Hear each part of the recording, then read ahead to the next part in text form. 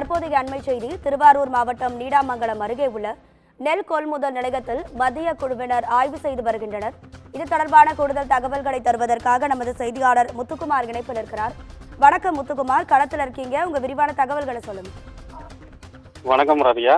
நாகை, தஞ்சாவூர் உள்ளிட்ட டெல்டா மாவட்டங்களில் பருவம் தவறி பெய்த கனமழை மற்றும் அதிக பனிப்பொழிவு காரணமாக சம்பா மற்றும் தாளடி நெற்பயிர்கள் கடுமையாக பாதிக்கப்பட்டுள்ளன. இதனால் நெல்லின் ஈரப்பதம் கடுமையாக அதிகரித்துள்ளது. இந்நிலையில் நேரடி நெல் கொள்முதல் நிலையங்களில் 17% ஈரப்பதம் இருந்தால் மட்டுமே நெல் கொள்முதல் செய்யப்பட்டுள்ளது.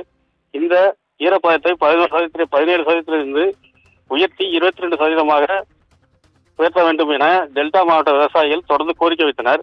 இது தொடர்பாக தமிழக அரசு மத்திய அரசு நெல்லின் ஈரப்பதத்தை உயர்த்தி கொள்முதல் செய்ய வேண்டும் என கோரிக்கையும் வைத்தது.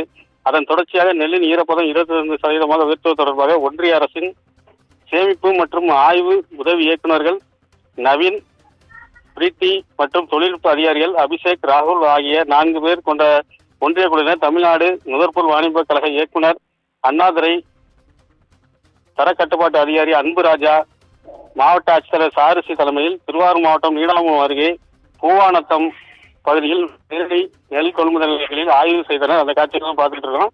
பின்னர் விவசாயிகள் குறைகளை கேட்டறிந்தனர். தொடர்ந்து நாகை, மயிலாடுதுறை உள்ளிட்ட மாவட்டங்களில் ஆய்வு செய்ய உள்ளனர். 2 நாட்கள் ஆய்வுக்கு பிறகுதான் மத்திய அரசிடம் அறிக்கை தாக்கல் செய்ய உள்ளனர். இந்த அறிக்கையின் அடிப்படையில் நெல்லின் ஈரப்பதம் உயர்த்துவது தொடர்பாக மத்திய அரசு அறிவிப்பு வெளியிடும் என எதிர்பார்க்கப்படுகிறது. உங்க விரிவான தகவல்களுக்கு நன்றி முத்துக்குமார்.